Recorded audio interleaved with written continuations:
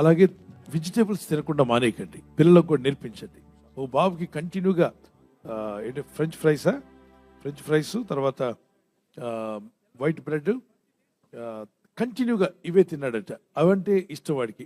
Vegetable అంటే వాంతి వస్తుంది, కూరగాయలంటే వాంతి వస్తుంది, కూరాకులంటే వాంతి వస్తుంది. అంత పిచ్చి తిండిలే, ఆ జంక్ ఫుడ్డే. వాడికి కంట్లో నీరో వ్యవస్థ అంటే నరాలు దెబ్బతిన్నాయి. తర్వాత కంటి చూపు తగ్గిపోతుందని చెప్పి హాస్పిటల్కి తీసుకువెళ్తే మెగ్నీషియం లేదు వాడి బాడీలో, అంటే వెజిటేబుల్స్ ఎప్పుడు తీసుకోవట్లా. ఆశ్చర్యపోయారు డాక్టర్స్.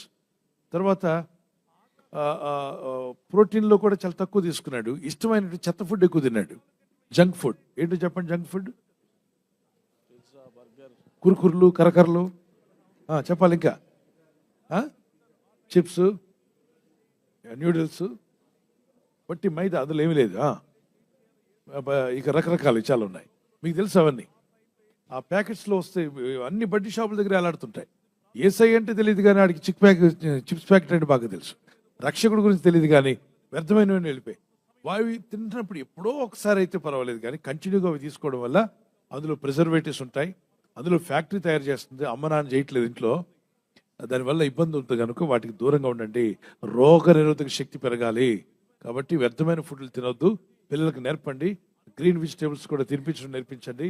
దగ్గర కూర్చొని తినమనండి. మా బాబు తినకపోతే నేను కర్ర పట్టుకొని కూర్చుంటే ఇప్పుడు అంటాడు, డాడీ ఆ రోజు మీరు స్టిక్ పట్టుకొని కూర్చోకపోతే ఇప్పుడు కూడా నేను టమాటాలు ముట్టుకునేవాడిని కాదు డాడీ అన్నాడు. అప్పుడప్పుడు ఆయా ఫుడ్ ఇష్టం ఉండకపోవచ్చు, పిల్లలకి నేర్పిద్దాం. బెదిరించి కొట్టొద్దు, కానీ చెప్పండి, వివేకం కలిగేలా చెప్పండి, ఎక్స్ప్లెనేషన్ చేయండి. దయచేసి మీరు ఏ మాంసం తిన్నా, ఏ మటన్ కానీ చికెన్ తింటున్నా ముందు ఇంత వెజిటేబుల్ కూర తినండి. ఏది చేయి చూపించండి. ఇంత కాదు, ఇంత వెజిటేబుల్స్, కూరాకులు, కూర మొక్కలు, ఆ గ్రీన్స్ తినండి ఫస్ట్. తర్వాత ప్రోటీన్. ఏంటది? ఫిష్, చికెను, మటను, అబ్రహాం గారి కూర. దాన్ని నా నోటితో పలికించినక్కల్లా.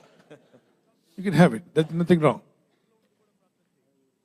ఆ తర్వాత మీరు తినే అన్నం ఇదిగో ఇంత చూపించండి. జపాన్ వాళ్ళు తింటున్నారు ఎంతో తెలుసా? ఇంత అన్నం ముద్ద ఇలాగ రౌండ్ చేసి దాని చుట్టూ సముద్రంలో దొరికే ఆకు ఏదో ఉంటుంది, దాని చుట్టూ నల్లగా చుట్టేసాడు, మధ్యలో అన్నం తెల్లగా.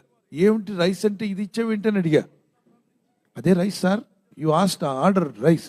ఒరే నాయనా, నేను ఈ మీటింగ్స్కి వచ్చిన దగ్గర నుండి 30 రోజులుగా నాకు వీళ్ళు ఎవరు తిండి పెట్టలేదు.